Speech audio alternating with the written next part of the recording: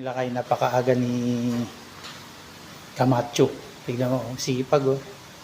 Kanina pa yan, nagdaspa pa, nagwalis pa. Ayan, sipag ng bata ni Eric Quitorio.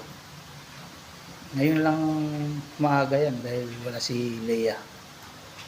Ayan. Sipag oh. Mga bata.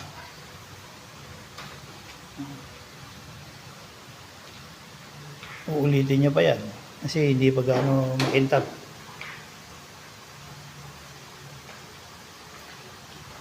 Sipag talaga oh.